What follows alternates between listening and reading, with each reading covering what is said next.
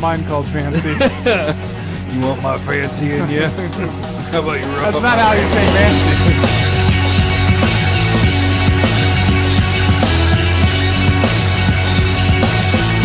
I see the blood moon rising. I see stasis on the stack.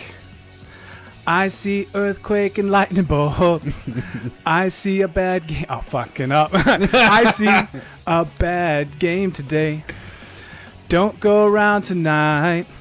Well, you're bound to lose your life. There's a blood moon on the rise. Nice. Yeah, I screwed that up. Oh, man, I'm going to get in so much trouble. I don't know who sings it, and I don't know the name. I know the song. Yeah. I see him. What is it? I don't even know the words. It's Blood Moon Rising. No. So it's Bad Moon Rising. Bad Moon Rising. It's something with a moon. But what? Yeah. Who is that? Credence Clearwater Revival. CCR. Damn it. What is it? I see. I see a Bad Moon Rising. That's the name of the actual song? Okay. Yeah. Sorry, people. I didn't know that one. I normally get them. I screwed it up. I'm pissed that I didn't get Tool from a couple weeks ago. Yeah. But anyways, welcome to Commander Smiths. We are the Commander Smiths. I am Adam Smith. And I am Lowry Smith. Don't worry. We are cousins. Yes! After 2-week hiatus, we got it. Fuck yeah. Still cousins after 2 weeks. This is episode number 53, so we passed the year mark. Can we say episode 1, season 2? Yeah, there we go. We can do that. Yeah, I like that. Kind of like that. Because I can't count much above like 60. Yeah. So I was struggling in the 20s when we were there. So you can find us on Twitter. Oh, yeah. I was trying to think what our next thing is going to be here. Yeah, Twitter. You can at Commander Smiths. At Commander Smiths. You can follow us on YouTube. At Commander Smiths. And what do we got? You can Gmail. Email us at Gmail. We got a crap ton after our year anniversary episode. We got a lot of messages and found out that actually there's some people in the area. That Mike, is it Mike? Yeah, it's Mike. Isn't that his name? I don't know. I was on vacation. I wasn't paying attention. Well, we found out there's people that actually live close to us, and we might end up. We might make new friends more. Yeah. And Laura's like, shit, I don't want to meet people. Absolutely agreed. Glad you can put my words in my mouth. So the funny thing about that whole episode is we got probably the most response after the episode from people, but then it was our least downloaded episode for probably the last 6 months. Yeah. It was like, oh, people didn't have anything else interesting down there. Like, fuck that. We're just going to skip that. And to be honest, I might be biased, but I feel like us talking about us was very entertaining. Yeah, it's awesome. That's probably the highlight episode. You should check it out. If you missed talking about veiny sleeves, you're missing out. That was pretty brutal. I forgot you just re-listened to it today. Yeah, didn't you? just was able to listen to it. I laughed pretty hard. Yeah. So you might be missing out on that. That actually was one of the hardest laughing episodes we had because you could not breathe basically. But yeah, this week we actually have some discussion topics, actual Magic some conversation. Stuff we're going to talk about. What do we got for this week, Lowry? The hardest list we've ever put together. Yeah, we took an hour and a half. Well, we put the list a lot of times when we do a list or something like that. We bring 2 fat lists. We come together, we go through it, and we're like, all right, what are we cutting? What are you cutting? What are you giving me? What are you doing? Yep. And we put one list together. Yep. And so today we got together and we had to debate what the list was about. Yeah, exactly. We had to narrow it down to actually what it was. Okay, so we're going with the title that I was saying? Top 20 top manipulations. Yeah. So as you know, we don't play with tutors very often. I mean, we tried to cut those out to make the games a little more interesting. We need something that can replace that effect to make it still that you can find cards that you're looking for. So we've put together a list of the top 20 cards of each color. Yeah, we try to add in color. You'll see with that. But each color to show you the best cards that you can use to manipulate your top to get the things that you need to potentially win the game or have answers to people's threats and everything on the board. Better selection, digging a little bit deeper, and stuff like that. And we try to avoid any type of card draw or like getting cards into your hand as well. So like there's a lot of stipulations on this list. But it like, is no tutoring. Yeah. There is a lot of these draw. cards we do use, and there was a couple of them where like, oh, actually I should start to use this more because we kind of came across it, you know. And then what's our second segment? What are we getting into? Something you sent me, actually. We were gonna look at just kind of talk a little bit more about like how the fake cards are starting to creep more and more into the game, and stuff that you got to like worry about it a little bit. There's a video that we'll tag in this we'll podcast as well at the bottom, or the YouTube, whatever you're watching, listening to this on, that kind of goes through some of the fake stuff that what they see a lot of, and it's Alpha Investments. We've kind of talked about them before. However your feelings are about it. Do you think it'd be funny to actually tag below that the video of us making proxy cards? The same. Yeah, okay, right below that we're going to do very different though. Ours are obviously not the card, and like that's the whole thing. Like we're not trying to make fake ones. We're just trying to make. So we'll do that, and then we'll finish off with Smith Specs of the Week. Woo! So should we? Well, how have you been actually? How's that? 2-week-long shingles. I just kind of want to catch up on that really quick. Are you still? It's still. I still have shingles, but it's not nearly as bad. Like the rash is down. I'm not super exhausted all the time, and the pain has gone down quite a bit too. So I mean, you were driving for hours. I mean, you drove straight through to. He went to visit his dad down in AZ. Phoenix. Yeah, and so we drove. It was like we had 2 young boys with us, so we took breaks and. But it was a ton of rest, and like there's a bed in the van. I would just lay down at night. So they drove. I laid down. The uncomfort wasn't as bad as it was before. It could have been. Yeah, because you probably couldn't have done that trip when you first had it that first week. No. Yeah, I would not have wanted to do that.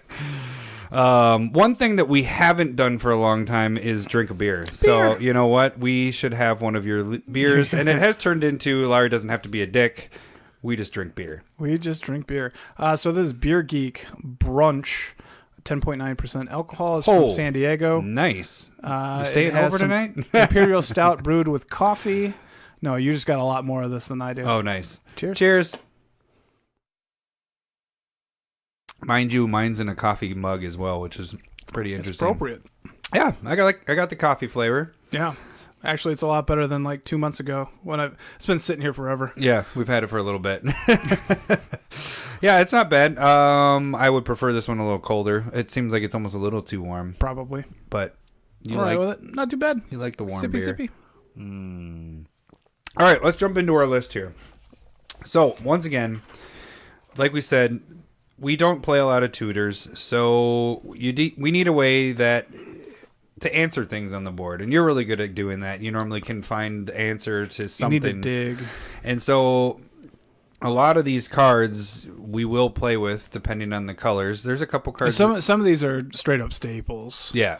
Cards we've talked about that have been in CCC, a few of these. And then others are a bit of a stretch. Yeah.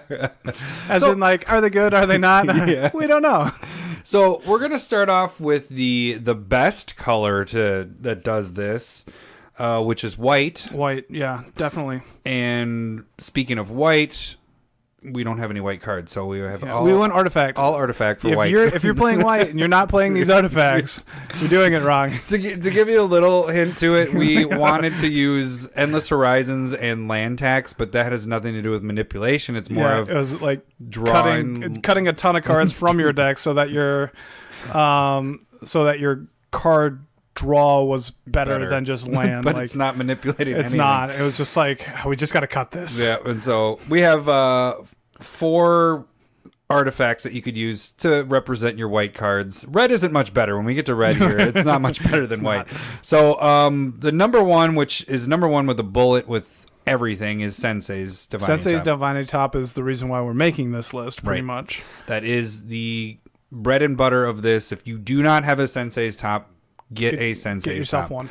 and then do the proxy rule and put it in every single fucking deck, because that's exactly what we do, and it just makes life so much easier. And just you can pay 1 mana to look at the top 3 cards and reorder them in any way. That's the part that we're kind of talking about. You can tap at the draw. And people can't kill it pretty much unless they have split second. That's the only way that this thing gets killed, because you tap and it goes on top of your library and you draw a card, so it never dies. So it's the best card for top manipulation. The next one is one card that Lowry actually introduced to me a couple months ago, and then I ended up getting it for my ninjutsu, my Yoriko deck. I was going to have you say it. I was going to say it. No, it's going to say the card, not being racist. Yeah, so Scroll Rack is a solid card. You're tapping Scroll Rack for 2 mana and then putting any number of cards on top of your library while simultaneously drawing that many cards. And so you can kind of set up a bunch of stuff while putting cards on top of your library. Yeah. And this is... it's a really powerful card. It can set up miracles if you're working, and I have it in my Vivictus Asmati deck. Being able to put big creatures from my hand on top of the library is really important. You'll be able to manipulate a lot of things that way, and you're able to dig much further. Yeah, and the crazy thing is how many you get to choose how many you're putting in and all that. So it's not random, it's not like dumping your whole hand. Not saying like, all right, put your whole hand and then draw that, or take that many cards and put it into your hand. You're able to manipulate which cards you want to go in on top and choose the order. And it can go really deep. Yeah. I think that's the important part. It's like it's not 1 or 2. It could potentially be up to 7+ cards, and you can just super dig down there. Yeah. And white decks use it. Every deck should pretty much use this. Those two are going. Well, Sensei's always goes in my deck. Scroll Rack is finding more and more homes in most of my decks, because it's a 2-drop, right? Was that what it was? One mana, 2 to tap to do it. Okay. The next one on the list is Crystal Ball. And Crystal Ball, man, we should actually have these cards up. Basically, it's 2 to cast, 1 to tap. You're the one that put it. I just didn't even look at the card.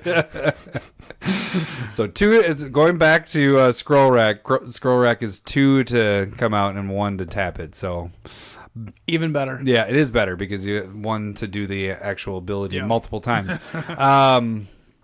So the next one is Crystal Ball. This one is an artifact. It is a 3-drop. I want you to know the cards you put on the list. I know the cards I put on the list. 3-drop, and it's just a Scry 2 ability. Yeah. So it's a way to go filter your top out if, it's a Scry ability. And a lot of this, like, I don't put this in a lot of my decks, but if it's a red and or white heavy deck, this is pretty important in there, in my opinion, just because it's consistency and able to go in a lot of different decks. I think that's where the power kind of comes in play. The next one is actually one that I would probably put over Crystal Ball, and I've been using that a lot more. Do you want to do that card? Treasure Map, which is a new one from the Ixalan block, but it's 2 colorless, and then it's an artifact. And you can pay 1, tap it to scry 1. But then after you have 3 counters on it, it flips over and you get 3 treasure tokens, which you can tap to either sacrifice, or you can sacrifice them to draw a card as well. So there's 2 abilities. Yeah, and I think that's... I wish I had more of them. I have 1. Yeah. And so I kind of wish I had more to kind of play around with, because it does seem pretty cool. Yeah, I like treasure maps a lot. All right, so now we move into... So that was white. Now we move into red. And red has a very interesting only one, but it's a Orcish Librarian. And this is... I believe it's 1 red and 1 colorless to come out. And it's tap 1 red. And you take the top 8 cards, and you randomly take 4 of them and... Exile those 4, and then you take the remaining 4 and you put them on top of your library in any order. So it's actually pretty interesting. I mean, because you're still getting to manipulate the top. It'll just suck if you got all 4 land in there.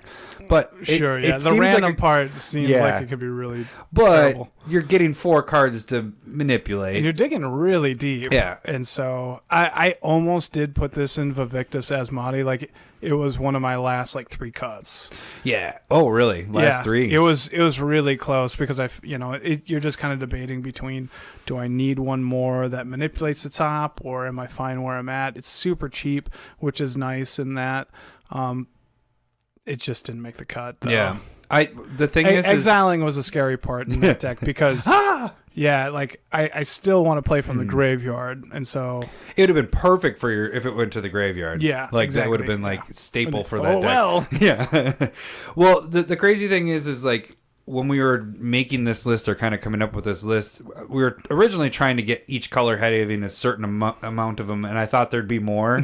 White was so, but when I came across red, I was like, oh, I have this card. I didn't realize that's what this card does, and so now I want to actually put it in red decks.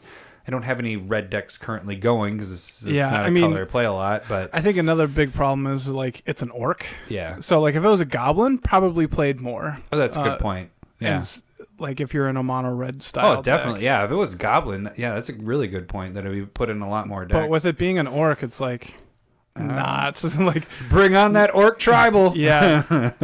Can't wait for that to come back. Right up there with dwarves. Yeah. All right, then we move into black. Black has a few more of these. The first one on our list, Larry, you want to read that one? I should have probably read this too. Are we going with Doomsday? Oh, you go ahead. I'll go with Doomsday, yours. Because that was mine. That was awful. Okay, so Doomsday is a perfect explanation of what we're trying to do here. You essentially remove your entire deck except for like three or four, and then you put them in whatever order you want, and you are drawing those couple cards left. Cards. That is so it's the extreme of top manipulation because all you're doing is making your deck the top there. You're just like, these are the three, and you better win the game after these three cards. So this is much more of like a combo card. Yeah. Like you either win or you die. Yeah. If this was a top 20 list of ranking the cards, this might have been around 20 or 19 for me. I'd put it at the top because it's the most powerful. You're right. You're either winning or losing. No. If somebody's playing mill, they beat you somehow. Next one on the list is a card that we hold dear to our hearts. We've talked about a lot. Card. Is Doom Whisperer, and that's from the Guilds of Ravnica set, and that's the one where you surveil, you pay 2 life and surveil 2, and you can keep doing it until you get the cards you want on top. That's the definition right there. You just don't want that one, want this one, set the top. It's pretty powerful. Yeah, and I think it's way up there. The only problem is, in my mind here, is that it is a higher converted mana cost than a lot of what we're talking about. We're trying to... What we try to do with a lot of these is you get them out early enough, turn 1, turn 2, turn 3, so that you're able to utilize getting your top set and everything. This one's a turn 5. But it is it's a big beater. Big dude, and once you get it out, you can do it multiple times. So if you have enough life... You can get it I need this one card. Well, I'm going to keep doing it until I find it. And that's another thing that you'll kind of notice, and we probably didn't bring it up at the beginning, but we're trying to reuse, have it be a permanent where you can do it multiple times, not just a one-shot, go for it. So like that's almost like what a tutor is. It's just a one-shot, go for it. Like what Preordain would be in this, or Ponder, or something like that. If it was, there are definitely some cards. There's some other stuff that you can do, but they're one-shots, and so we're trying to avoid that because you want a little bit of consistency. Because you don't have tutors, you need multiple ways to keep check. Like tutors are the best. I mean, tutors, demonic tutor. Vampiric tutor, you're going to find any card the answer. This is the next best thing, is getting everything ready to go. So and then the next one that we're tossing in with black is Scarab God, which is a black-blue card, but blue has enough love in this one. So black gets this, and where you get to basically, you can pull any creature from any graveyard, and then it becomes a 4/4 zombie. And then at the beginning of your upkeep, you get to scry the amount of zombies that you have. So you just need to pull one creature, and you're scrying one. And you get anything in the graveyard. You're playing all these people. That card, and the thing about Scarab God, somebody kills it, as long as they're not exiling it, it comes back to your hand. So it's very hard to kill. It's reasonably costed, and you're getting resources. You're basically graveyard hating on their creatures because it exiles it, and then you're also just gaining so much advantage by it. Yeah, you're not using your resources. You're getting all the cards selection that you want from that scrying. It's a great card. There's a lot of abilities to that one. Yeah. So that was it for black. Then we move into the next best color that does the scry kind of ability, or setting the top, I should say. So we go into green. Green. And one of my favorites is Miri's Guile, which is the perfect amount. 1 drop enchantment, 1 green to come out. Beginning your upkeep. You may look at the top 3 cards of your library and then put them in any order you want and then draw a card. And then you draw your card. Yeah. Pretty basic there, but it's awesome to every turn. You're just looking at the top 3, put them back, take the 1. And it's great card selection. It's pretty basic, but it's really cheap and pretty solid at any point in the game. And then Lowry's favorite, Sylvan Library, which is confusing to read. Yeah. So break it down for us. What's colorless the dummies? Green enchantment. Basically, you draw 3 cards during your draw step, and you can put 2 back or pay 4 life for every one beyond the first one.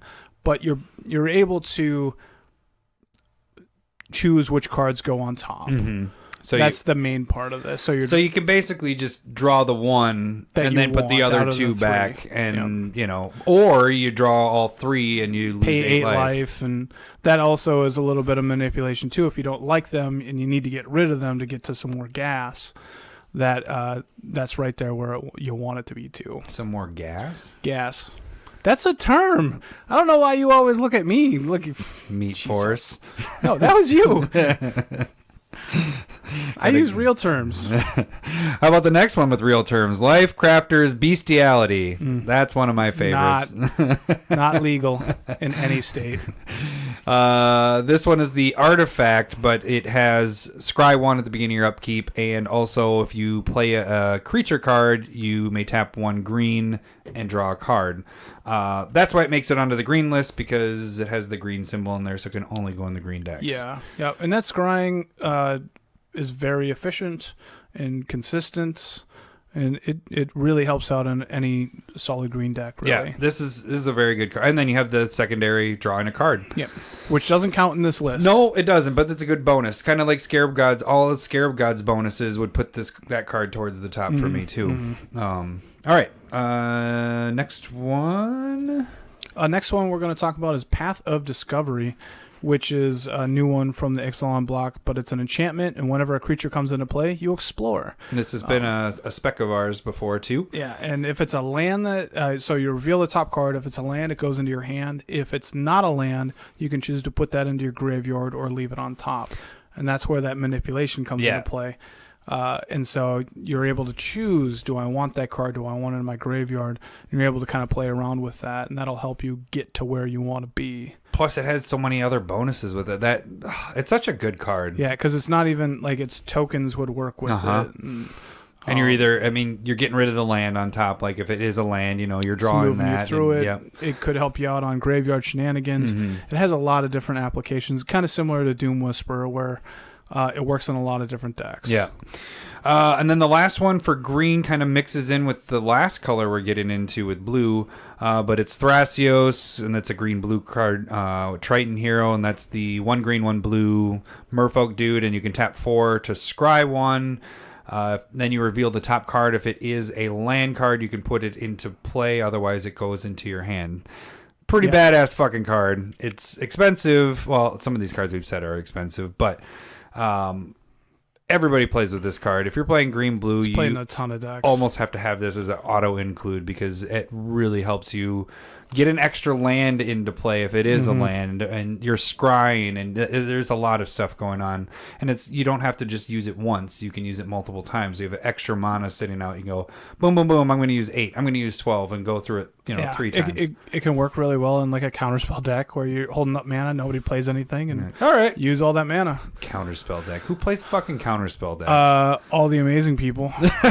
You don't, so you're not calling yourself amazing? I've never really hyped myself well. So you're not your own hype man? Yeah, obviously. All right, let's get into the hated blue. Not hated blue. Blue's good. We hated blue we try to blue has a lot. There's a lot of options. Not sure if all of them are good. But here we tried to pick out some of the better ones. Yeah. Starting out with Thassa, God of the Sea. It's indestructible enchantment. It's the god from Theros. You scry 1 per turn. It's going to be consistent. It's cheap. And it does exactly what you want it to do. It's not going to go away. You don't have to pay anything to scry. And then it has the bonus ability of giving yourself unblockable, which that's what's cool is if you have a manipulating the top type thing, and then it has a secondary bonus to it, that's what we call a bonus. I don't call that a bonus. I don't know what you're talking about. Next on the list is Soothe the Sane, and this one is a 1-drop blue enchantment, which I love the 1-drops with these. You can tap X. So again, if you're waited right before your turn, tap X and you look at the top X cards of your library, and then you can put them back in any order. The nice thing is, if everything on your top is shit and you have 5 extra mana sitting up, you can tap 2 blue and 3 colorless and shuffle your library. I feel like I should just play Ponder. Both are solid. That's my way of getting Ponder on the list. There you go. I said it earlier. I said Preordain or Ponder, but those are instants and everything. So it doesn't. Soothsaying, but can you tell that Larry's a little bitter because that was one of the things that we talked about before? No. But yeah, Soothsaying is. I bought a whole bunch of these way back when they were really cheap. I think they jumped a little bit. Yeah, they've been kind of used a bit. Yuriko helped it out a bit. Sensei's Top being banned in Legacy made people want to play with this and Miracles, and so it's become more and more viable. So 1-drop enchantments are really nice. Yeah, it's cheap, super cheap. Casting cost. All right, next one. This one is one of those reserve list dudes. We've talked about it a couple times, especially during Yuriko, but Ancestral Knowledge, which is a 2-drop enchantment in blue, and then when it comes into play, you look at the top 10 cards and rearrange it. You may exile any of the cards out of there, and then you rearrange that in any order. And then it has cumulative upkeep 1.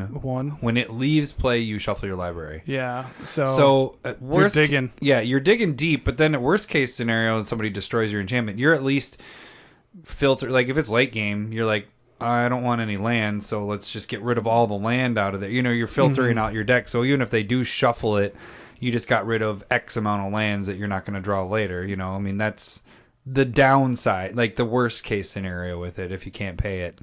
And there are just some cards that are dead in matches, and it's good to get rid of those, or some that are better late game or early game, and you can try and get rid of those as well. So it's a pretty nice card selection. The next one is this one I want to start using more, and I've had it, and you brought it to my attention, is Prognostic Sphinx, and that is it's 2 blue and 2 colorless. 3 colorless. 3 colorless. Oh, the other Sphinx that was the new set was the 2 and 2. And that one, what it does is when it attacks, you can scry 3, and then you can also discard a card, untap it. And it taps it. Oh, it taps it? Tap it, give it hexproof. Tap it, give it hexproof. Yep. So if it's already tapped, you can still do that, though. Correct. Yeah. So, and it has flying, so it is evasive, so attacking, you can probably find somebody that's scrying open. 3 on every attack is pretty solid.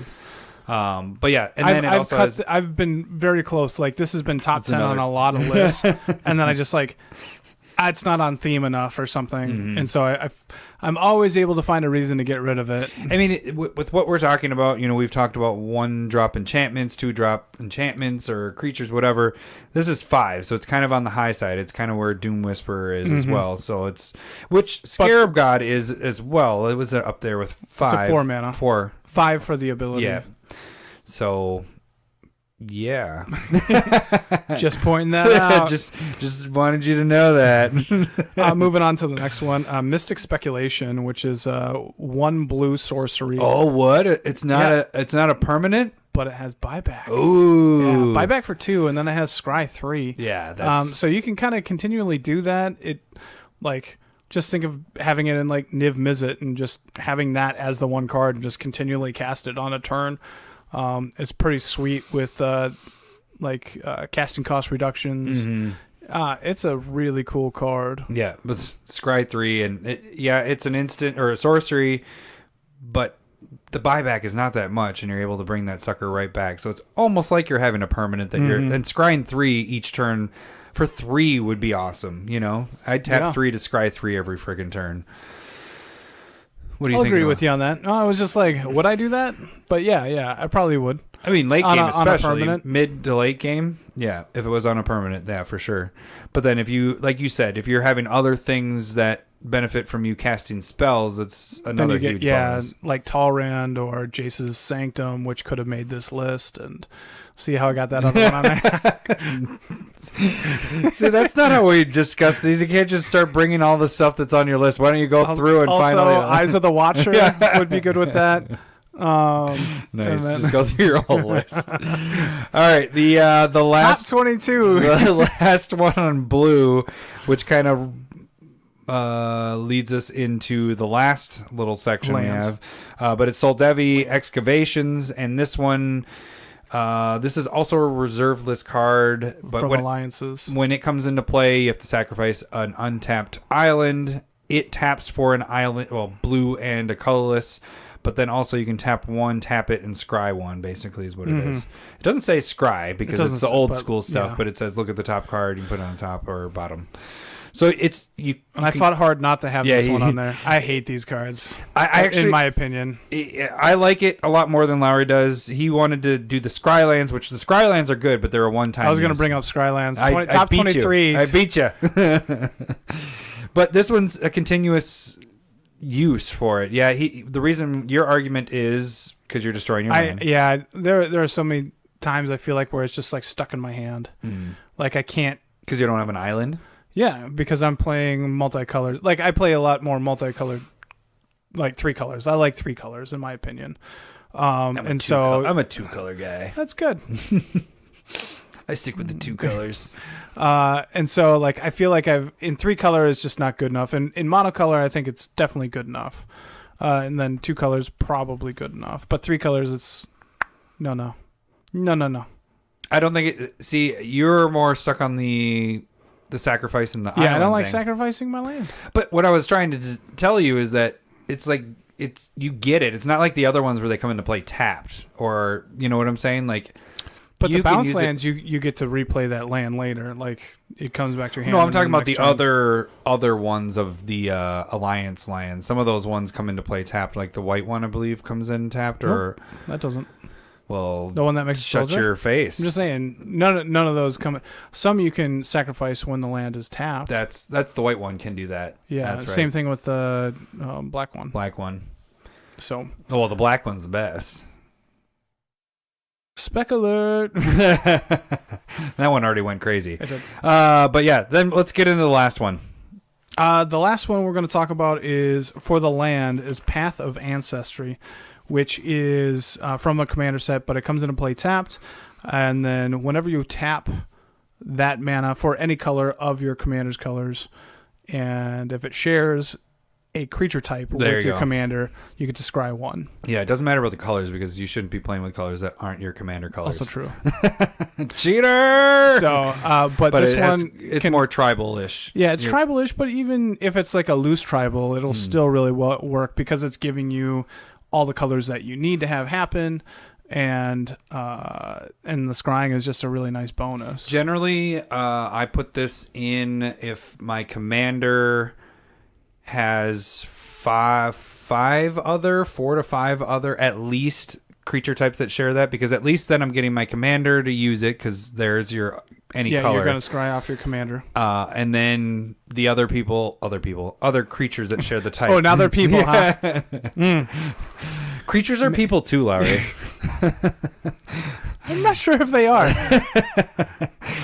But so at 4, I think my 4 is my minimum that I'll try to stick this in there. I would want a little bit more. Well, so like it also depends on the commander. If the commander's like a low casting cost and you're planning on casting it a lot, then I'll use it. You know, Yoriko again. Let's just keep using her. We could human or ninja, not owl. You're an owl. Thank you. It's a compliment. All right, so that is our top 20. You don't see any runners out there trying to kill an owl for no reason. What? There was a runner that killed like a mountain lion. Oh, yeah. Okay. Yeah. I got See how that works? Nobody's killing the owls. They love owls. Where are you going with this? So that was our top 20. Breaking news. Top 20. Owls don't die. Top manipulation cards for each color, including white, which was the strongest. White doesn't count. White's not a color anymore. I was just going to say, white's not a real color. So I'm going to go into my rant that I told you about. I want to hear the beef. So where's the brief? probably Nebraska. But so my biggest problem here is like when we were going through white, it was just like that was awful. There wasn't like anything that really helped you manipulate the top. Let me stop you really quick. If any of our listeners know of some white cards or red cards or black cards, actually those are the ones that we're lacking. Really? Any other ones that you like that we didn't mention? If you know of any that we totally missed, please let us know, because we were searching. We almost missed a couple too. And we would have been we just lost any credibility. So say these. Before Larry rants here, if there is some, please let us know, because we had trouble finding it. Like some of the older ones don't go by the wording that we were looking for. A lot of these we do use, but I'd say there's a handful that we haven't used before. I might start using, but go ahead. Keep going. I kind of want to try out that Sphinx, but I think too. in the past, like retrospectively, looking at it, blue has so many like scry abilities on it, and it's just kind of weird because like they have the best loot ability, which is draw a card, discard a card, because reds is discard a card, draw a card, yeah. And then they have the best draw cards, straight up draw cards. And so you're just kind of like, why do they get all of the best like card draw, or just it would have been nice if they could have given, like red has branched out and they've given them the exile this card, play it this turn or next turn. Yeah. And like the looting, or I call red the rummage, where it's discard and then draw. That's definitely not as good as loot, where it's draw and discard. Yeah, for sure, because you have the option of discarding that card. But they at least have that. Yeah. And so the only way I was seeing white getting any sort of card advantage whatsoever is either putting lands from your library into your hand, like land tags or New Horizons, or like you had to play artifacts or enchantments, or equipment specifically. So it was just kind of like, I feel like when they were in the original Mirrodin with Scry was kind of everywhere. And then when they made it an evergreen keyword a couple years ago, they're like, it's just like blue. It's just like, you could have easily done white, tack that onto some spells to give them a little bit more value, and they wouldn't be so far behind in this kind of category. Yeah. Because right now with white, you're just pigeonholed into mainly equipment, honestly. Yeah. And so it's just kind of like, it's hard to probably tell that kind of stuff because card selection feels like a blue thing. But I think you could have absolutely not had blue deal with Scry and still have it be powerful. I think I agree. That's not what I meant to say. I meant to say I agree, but what I think they do need to address white a little bit more. Like, I totally agree with what you're saying, because it seems like they've been working on red lately. Which is cool, and I think it has gotten a lot better. Because you got Experimental Frenzy, you have... Light Up the Stage. What's the Sphinx one, where when you play a card, you can play... it's an enchantment. The one red, 4 colorless. It was a spec of ours. When you play a card, like if you play something that costs 5... A Stolen Strategy. What was stolen? That's not what I was talking about. Is one as well. What are you talking about? You weren't even listening to what I was saying. You were thinking about it. Happens. Hold on. There's Outpost Siege and Vance's Blasting Cannons. Are the other red stuff. Yeah. But no, red has very viable options for the one that has like the Phoenix on the Sunbirds something Invocation. Yeah, that one. I mean, they've added some, and then the red frickin' dinosaur dude that plays cards off the top of everybody's library. Yeah, like they're adding stuff for red. Red's got love and white. No, we're just gonna give you nothing. Smothering We will Tide. Give you nothing. Smothering Tide is sweet. Okay, you got me there. I'm going to tell you something. I've been playing it. So I did kind of a little side note. I've been playing Arena, and I got it in one of my sealed events I did. And I was playing it, and it might be just because it's sealed. I think it's going to be awesome in Commander if you can play decks that utilize that. But I had fucking 13 treasure tokens. I had nothing to do with them. Oh, really? Like, I was just like...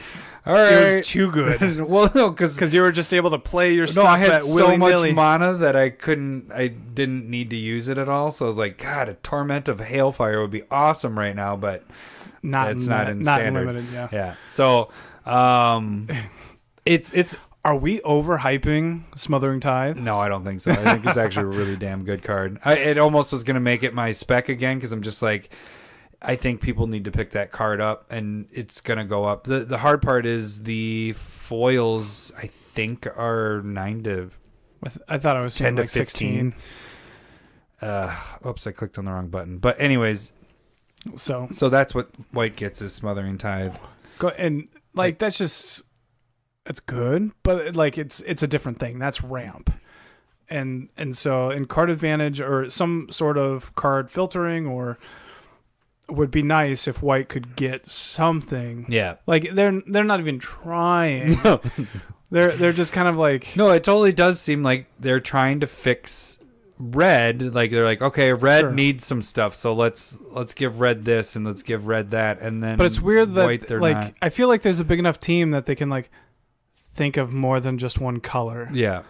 You know, like I think they kind of did pretty well with green, with like creatures coming into play with power, or when they deal damage you draw that many cards, or green's pretty good, and green has some really good card draw and selection that we talked about, like Murray's Guile and Sylvan Library are really, really good. Yeah. So for Commander, I mean, they are much older, but you still have Life Crafters is really good, and there's some other options as well.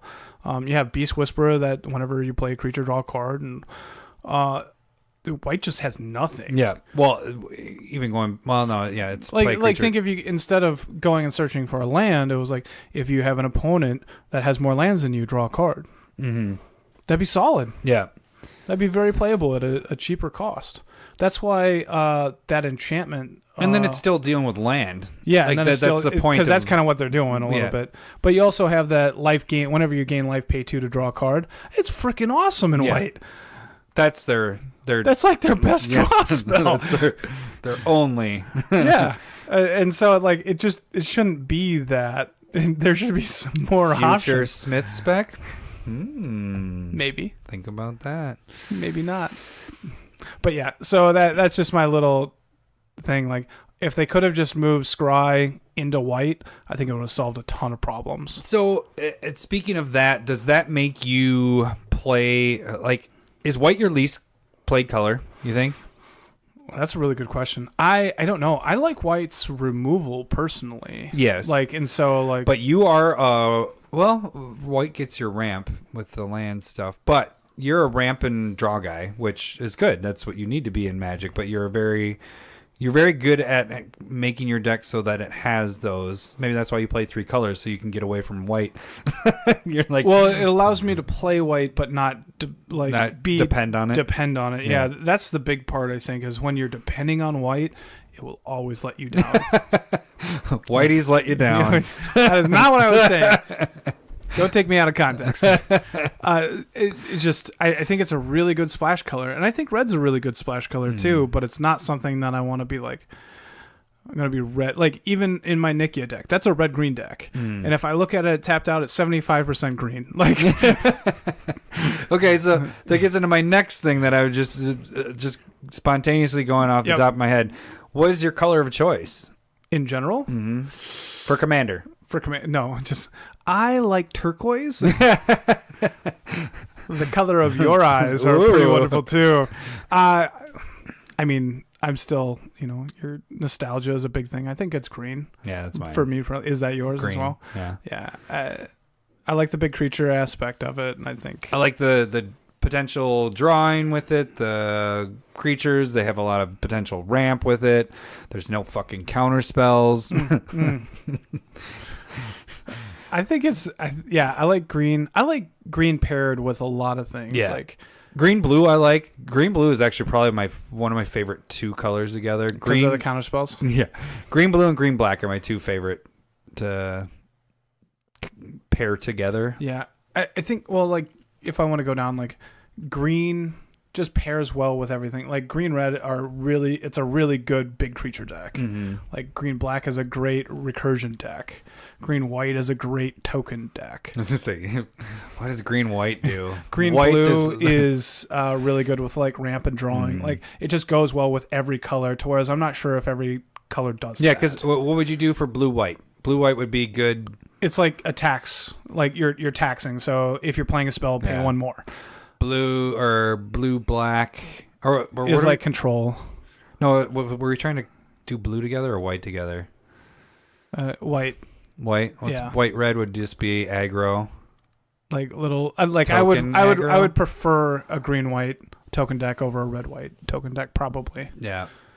There's definitely some really powerful red white token cards. Don't get me wrong, but it's funny. I'm ripping white, and my last deck has white. It's second card. It's white and black, and I think I had it pretty close to 50-50. I might be saying that when we look at tapped out, and it might not be. But yeah, Adam was wrong.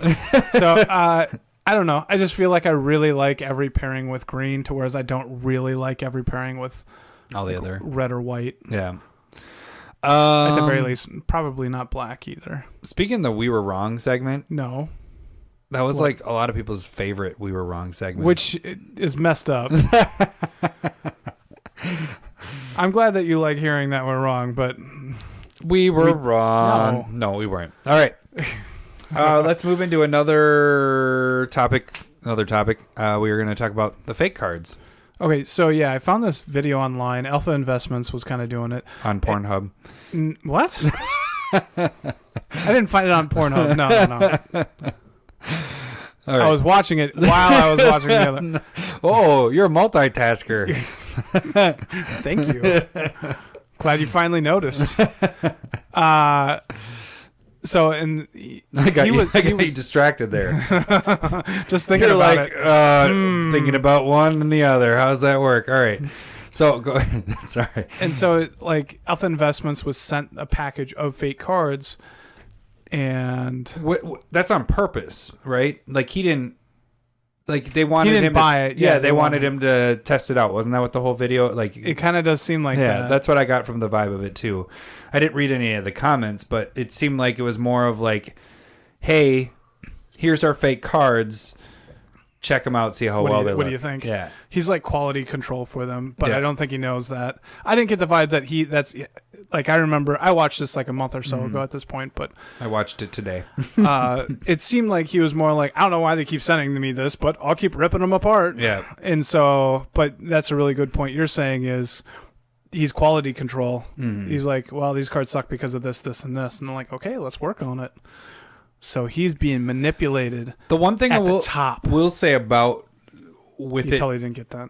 No, I didn't. At the top? We just did top manipulation. Oh, I see what you did there. I got you. My brain was already like, I got to think of what I'm going to say next. Ignore what Lowry is saying. One of the things I took from it, though, was like, he made it seem like, oh, everyday schmo should be able to get this right away. And it's like, I don't know if I would get I don't know. I don't know if I would get it right away. The cards look legit. Yeah. And like without touching them, they looked really good. And so that's what I was like, how is he saying that your typical, I forgot what he called it, your typical Timmy? Did he call it a Timmy? I don't remember. But he said your typical person, well, yeah, this will pass or whatever. But if you know what you're doing, this is obviously fake. And I'm like, holy shit, how does he know it's fake? There was the one when he pulled up the the Expedition Lands. That one, the foil printing of that, you could tell was blurry compared to the real one. That one was the one I was like, I see the fake, because he took his real one and compared it to the fake one. Yeah. But all the other everybody ones, has the real one right next to it. Because that's like $200 and some dollars or yeah. whatever. The other ones, when he showed it, it was like he pulled the Birds of Paradise 7th edition foil and the fake one, and the thing that was different about it was the little, the little star, shooting star. The foil star. It was shorter, like just barely, and it's like, how are you actually, unless you have the copy of one that you know is real, and that's the part where it's like right next to each other, right? Yeah, and so, I think there's a little bit of like card quality there too, like it's not a stiff of stock that they're using, and I think. He talked about like the smells off. Like yeah, he said it smelled like plastic or something like that. You're using all of those senses, I think, and so I think you really do need to. I think I was less worried about it when we started the podcast, and like I think we talked about fake cards midsummer. Mm-hmm. But like kind of seeing where they're at right now, like they had the hollow foil at the bottom middle on the rares, and you're like, and they show you that it's able to scratch off. But are you? That's the thing. Are you willing to do that to a card? Yeah, and it's like, fuck. If it's a real card, you just ruined your card. So that's the hard part. Like, the fake card stuff kind of gets me, and I guess going through the video until he got to the foil stuff, I was like, oh, that's why I buy foils, because they're harder to do. Well, they can do foils as well. Mm-hmm. I feel like they would be a lot tougher to do, though, in my opinion, but I don't know. You know? We don't really buy them. I, again, wouldn't suggest buying them. No, because you're just feeding into it's funny because we talk about proxies, but our proxies thing are clearly fake. Yeah, it's not. We're not trying to pass or anything. Art. You can see the different, like the paper's not fully on. Yeah, and like I said, I will link that video on there too, just so you can, if you haven't got a chance to look at it, it does tell the difference. We tell why we do it and all that stuff. If you haven't listened to it, we've talked about it multiple times in our podcast. Yeah. But the reason why is because we own the card, and if it's an expensive card, we don't want to keep putting it in. Well, one, we don't want to keep playing with it necessarily and protect its value and don't wreck it. And then two is there's like Sensei's Top, for example. You want that in multiple decks. You don't want to have to go and have that card keep coming out. You don't want to spend $100 on a bunch of exactly. It makes sense to us. And so what it ends up doing is when we build decks now, for you most of the time don't spend any money whatsoever. Yeah, I don't spend any money for the most part. And I'll spend like $20 because I'm like, I want the foil. And that voice. Is that what you sound like in your head? And that voice. I want the foil. More nudes. So, like I had seen this video a little while ago, but the reason why I tried to force it into this episode was also Seth over at Goldfish kind of like had pictures, and like there are card stores out there now that are receiving like basically solicitations of buy these fake cards, but they're fake, they're proxies. Mm-hmm. So you can have your customers play test, and they're a lot cheaper than, they're being sold off as proxies. And as that way of being sold is more palatable than fake cards. Yeah. And there's a huge difference again between them calling those very real looking cards proxies and what we do. You're really, you're stepping IP, like on IP intellectual property. There are people that at Wizards that spend their job is to make these cards. Remember that too. Mm-hmm. And so, well, the one thing with it is if you do buy the fake cards, knowing they're fake, remember that they're fake. Well, yeah, remember, and don't try to sell it to anybody else passing that they're real. Highly suggest that you just don't. If you want proxies, just make ones that that they look like proxies. Like we were hearing on Twitter, like somebody was like, "Yeah, I buy $5 per proxy," and it's like you could do 8 of them for $1. Yeah. Just do it yourself. Exactly. And then you're able to play test and all that stuff. The thing is if you're buying these fake cards, and I know we've talked about this before, and when we talked about fake cards, I think this is the third time we've talked about it. By you buying from them makes it them money, so then they keep making it, and eventually it could, if it does spiral out of control, who knows where, market. I was gonna say, who knows what happens to paper Magic? It might just go all digital. I'm not saying there's already a fear of that happening because of how successful Arena is. Mm-hmm. And there's, I think people have called it paper apocalypse or something. Yeah, it is like, and that's not. I like the physical cards personally, and it's the thing like that. I like Arena. I do like Arena, but I definitely. I like it 1/10 as much as I like Commander. Correct. Like Commander is so much more fun. Totally agree. I get so freaking frustrated with Arena because I know I joke about it, I bitch about it, but counterspells do piss me off, and that's when I'm playing fucking Arena. That's all it is. It's counterspells and control shit, and it's just like this isn't playing Magic, and that's why I like. And I'm not talking to a person, so then I get even more pissed off. I'm like, God, this sucks. I just quit. Because if I was playing counterspells, I'd be laughing in your face, and you wouldn't be as mad. No, not at all.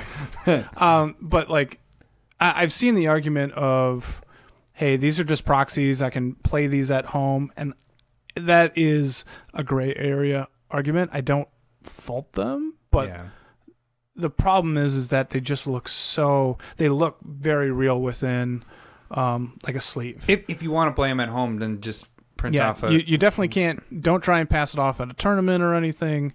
But no, like you're saying, like if they're going to buy just do your own proxies. Just make your own. It's really easy. You have a printer and it's cheaper. It's gonna be a lot less. Watch our proxy video and it'll be really easy.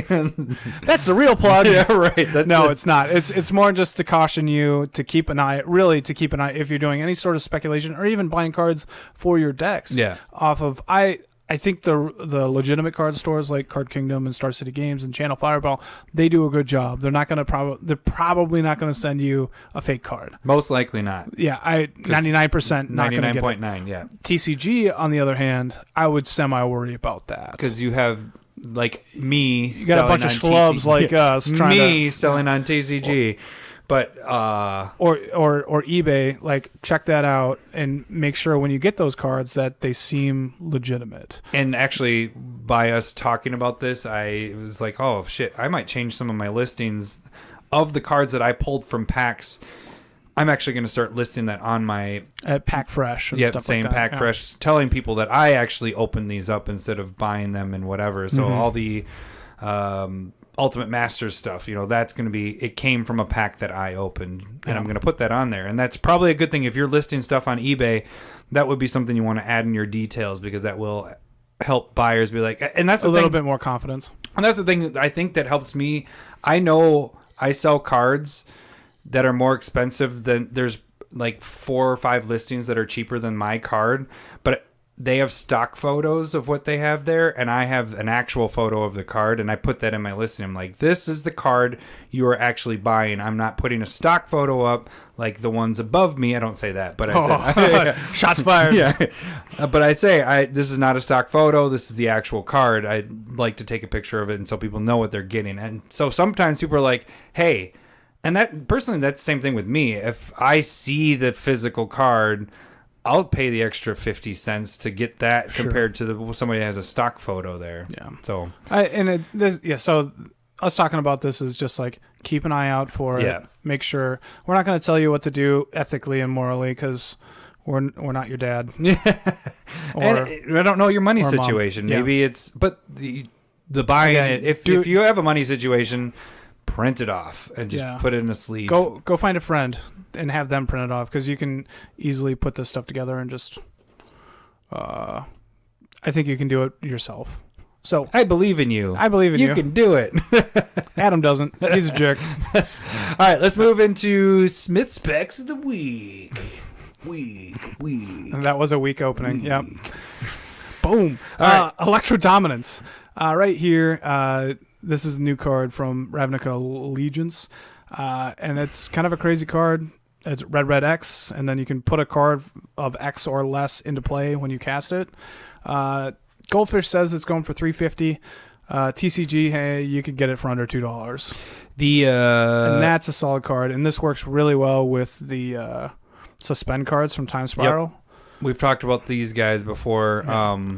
This was almost on my list, so I'm actually glad I didn't put it on there. But yeah, and the modern decks, like when I looked at it a month or so ago, there was barely any, of course, because it just came out. Now we're looking at 9, 10, 11, 13 different modern decks, so it's starting to get used. I'm more... People are playing around with it because it's really interesting, powerful. Standard necessarily. I don't think it's a staple in there. It's in a couple decks. I've seen it where on Arena they went... The enchantment that untaps lands, it'll double up, and then they play Electro Dominance, and then they drop a huge creature, and you're like, Jesus, or a permanent, and like, it was game turn 5. That is, what's the Reclamation? Isn't that what that thing? Wilderness Reclamation. Side note, I'm really glad they fucking banned Nexus of Fate in Arena Best of 1. Oh my god, that was. You know how many decks were playing that? It was crazy. I was just like, all right, well, I'm gonna make you play this all out. Like I just sat there. I'm gonna go have a bag. No, I totally was just like, I'm gonna sort my cards and I'll just let this go for fucking 40 minutes. It's stupid. Salt rope. Yeah, that's the salt rope. Nice. But yeah, so this card, is a very good TCG, card. You can find it for under right around 2, which is a really good price in my opinion. I think we start seeing this being played in Commander quite a bit. I mean, sure. Yeah. I mean, it's just like a free spell at the end of a turn where you can drop something huge as a surprise. And it's a kill spell. You kill something and play something for free. All right, my first one. I'm kind of pissed about this because not really though. Well, so I'll steal your thunder. Here's the thing. I picked. So when I was building Teysa. Westvale Abbey has been in that deck, and when I was kind of going through it, I realized that the foils were relatively cheaper than I thought. When this card came out, I thought it was one of the better cards from that set. Not the best card, but it's a really good card from it. And if you don't know what Westvale Abbey is, it's at a land, comes into play. You can tap it for 1 colorless. You can tap 5, pay 1 life, and put a 1/1 white and black human cleric into play. But then you can tap 5 and sacrifice 5 creatures, and it flips over to this huge mother effer that's a 9/7 flying, first strike, indestructible, and has haste. So it's Demon a beast. Acroma. But anyways, it works perfect with Teysa because you're getting the death triggers. You're sacrificing 5 of them, and then blah blah blah blah blah. So I had this on my list, but then we recorded our podcast. Well, this card's sitting around $9 right now. Yeah, but it was at 8, which isn't a big jump. Mm-hmm. But then freaking Fast Finance picked it this week, and I was just listening to it today because it's Sunday right now, and their cast came out on Tuesday. But for us people that don't pay for it, came out today. And I'm listening to it, and I'm in Target, and I'm getting milk, and I totally did that. I was just like, fuck! I was like, I was going to use that goddamn card. So I picked it, just so you guys know, I bought this card on the 10th for $8, and I bought like 8 of them because I thought it was a really good card. I actually went for the pre-release ones with the that's Is that different than what they said? No, they didn't. I don't know if they just said foils. One thing about that too, kind of with when we were talking about the fake cards, I don't know if there's been a lot of them that have the pre-release stamp ones. I feel like that might be a little more tricky to do. That's an interesting take because I haven't seen anybody do that. I might we're just spitballing. Yeah, right now, like we haven't talked about this, but what can't they do? But that might be something to kind of look at. The pre-release stuff has a little bit more, and I'm sure the double-sided foils might be tougher too. I don't know. So anyways, this card is used. One of the big reasons too was all of those reasons sound really good on why to spec on it. Yeah. Because I wanted to do it first. Yeah. No, but it's in almost 11,000 EDH decks. That's right now. Bit. So it's like this is actually used, and I mean this card came out 3 years ago. Yeah, 3. We'll go with that. Yeah. So about 3. No, that's not even the right date. Timestamps. Just click on it. Oh, that's a good point. What does it say? I'm hitting the microphone. Hit it again. 16. Yep. So 3 years ago. Boom. So for 11,000 EDH decks, I mean, it's a freaking good card. Yeah. It's really powerful, and I think it's pretty cool. So. And it's jumped $1 since I bought it because of finance. Fast finance. You're on it. All right, Larry, your next one. So this one's gonna be. Let's give a story for why you're going for this. Okay, so there's rumors on Twitter from Fast Finance, and I've seen it from. Yeah, I heard it. Fast Finance talk about it too. Yep. Okay, so this next set, War of the Spark, is going to be Planeswalker heavy. Rumor, which not potential truth. They did do the trailer this week, and there was a lot of pictures of Planeswalkers, and kind of hinted. Oh yeah, that was Seth Saffron Olive that said. From Rosewater that said that all those were on there. That's where it came in. Oh, because really? That video showing all the stained glass of all the Planeswalkers, he was hinting that all of those might be the ones that are in this set. Okay, so yeah, there's a lot of speculation about a lot of Planeswalkers being in this next. All speculation. Yeah. So the idea is. Proliferate might work really well with Planeswalkers. That's what I've heard. So Inexorable Tide is one that you could go after. I think there's others that you can definitely go through. I've been hearing Contagion Engine would be a great one. Ooh, I had that. You go for those. But the foils of Modern Masters are sitting around $4, or both foils are around $4. Yeah, $4, either one. And this is whenever you play a spell, Proliferate, which is Going to be pretty awesome solid. if you have Planeswalkers. Double, triple trigger in a turn, pretty easy. Yeah, this is in my my Atraxa deck. And this did spike around when Atraxa came out too. Mm-hmm. And so this is a card, but again, proliferate might be something you want to look into. I'm just stating one potential. And to jump on Lowry's back with that, since all these kind of rumors are going out this week, it's already gone up 50 cents. Holy balls, 50 cents. I'm late on my spec. What if it explodes tonight? Somebody's going to explode tonight. I have one. What? What? All right. My next... Actually, I think that's a very good spec. Thank you. Yeah. I think it's... Way to go, Larry. Thank you. My next spec is kind of a cheap one because we were on air discussing and we're like, holy shit, End-Raze is only such and such. End-Raze Forerunners. Yeah, so going for the foils of these guys, I actually was able to pick these up for $150. This is a longer term hold. When I bought them at under 150, there was a limited quantity, and I think people are jumping on that, or maybe I bought them or whatever. You bought them all? But jerk. It's gone up, so now there's like probably 100 vendors, but they're under $1.50 for these cards. So throw 20 at it, and after I don't know, I think this is over a year hold. But yeah, it's a longer term one, but I think it's a pretty solid card. We've talked about it for EDH and everything, and I think this card is going to be used, especially anybody that's playing Craterhoof. Said it again, I know we're repeating ourselves, but it's going to go with Craterhoof. It's hand in hand with Craterhoof. So you want double win potential, have this in that deck as well. So, all right, then Lowry, your last... Well, let's just say our last in general, all these picks here. Were you going to go with Shocks? Well, Shocks from Guilds of Ravnica seem to be pretty low right now. Yeah, they're between highest is at 11, lowest is at 5, with the ceiling of those at about 20 is where the other ones were at, from 20 to 15. But Ravnica Legion's Shocks seem to be pretty high, so probably avoid those until they start going down a little bit. Because it's been out for like a month now, hasn't it? Yeah. At this point? A couple weeks. Yeah. No, it came out. Yeah. The part that gets me thrown off is that it comes on Arena so much earlier, and we did the pre-release and all that stuff. And then also with what you're talking about the Planeswalkers. With the speculation about a lot of Planeswalkers, anything that's going to support Planeswalkers should rise up. So, they're legends. And so we talked a lot about cards that have legends matter back during Dominaria because that was so legendary heavy. And so, like, Yojimbi, Who Bars the Way, Time of Need. What are Thalia's Lancers? The Lancers, that's what I was thinking. There's a bunch of cards that are, like, legendary matters.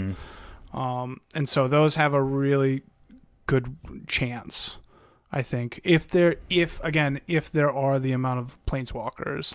One from MTG Finance, they picked this one, but the Nissa's Oath of Nissa. Yeah, and then the Oaths are really important because they're Planeswalker important. Yeah, so all of them kind of take a look at. Oath of Liliana, Gideon, Chase. You might stay away from the red because a lot of people might use Atraxa as their main hang. I can see that, yeah. So I'd stay away from the red, but everybody else, I like Jace's. Jace's is really good because the set in the top.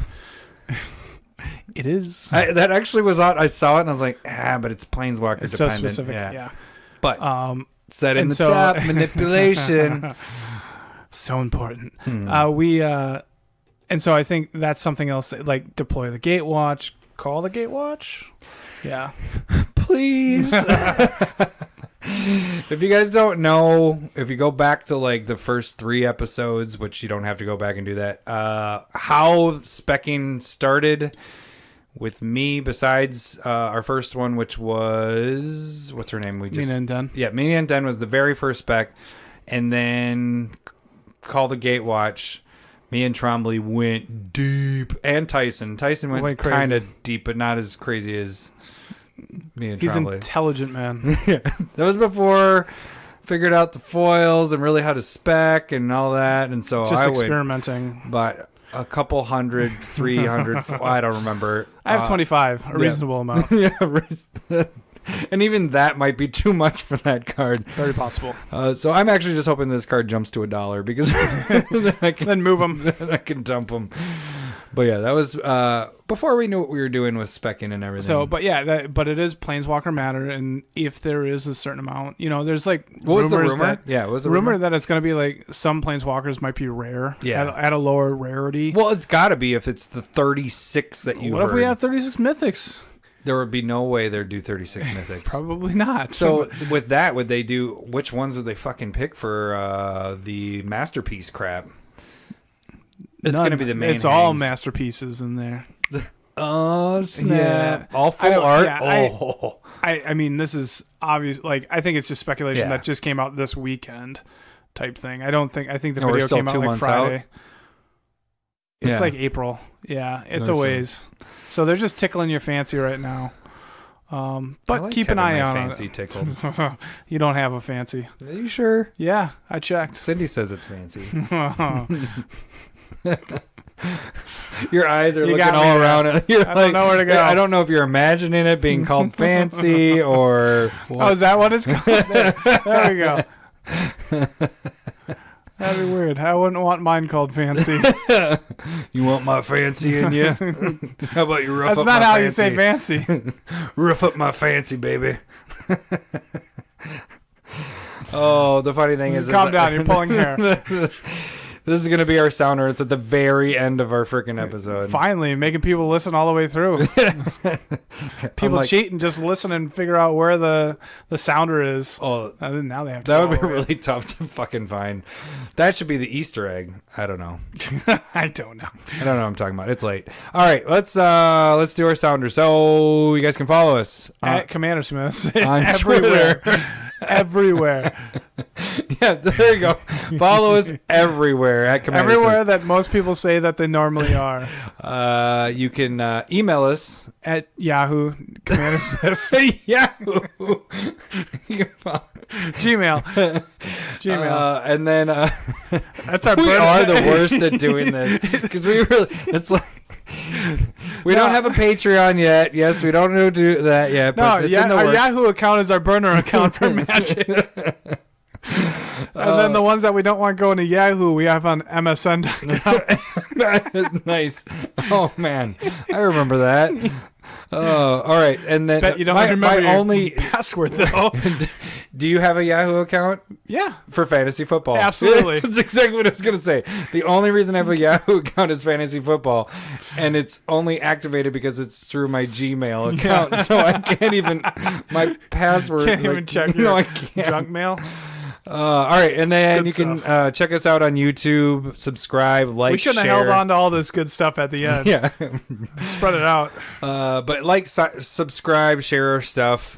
Check out those other videos. Like I said, we'll have our proxy video since we talked about proxies. Anytime we talk about proxies, I will tag that video. Just checking it. So you guys can check that out.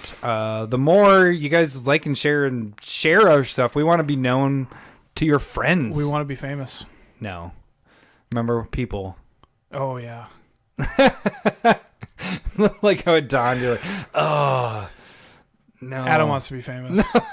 I was thinking maybe I could start wearing like a mask, like some of those musicians. Like, fuck. Deadmau5. Dad, that's what I was trying to think of. I was trying to think of the other lamer guys, but the other from what? Like France. What about, was it Blockhead? No. Buckethead. Buckethead is the one where there's a KFC thing on his head. Yeah, I don't want to be like that. Just be hungry the whole time. Oh my God, it's chicken. Are you trying to think of a song? Yeah. They're from France. It doesn't matter. All right. Well, you guys have a good day, night, afternoon. Well, it has to be one of them. You can't just say all of them. Have a proper time of wherever you're at. All right, we'll see you guys next week. To this gem. See ya. Bye. Listen to this gem. Oh, our sounders suck. I know. It's getting off. Hey, you want to check us out?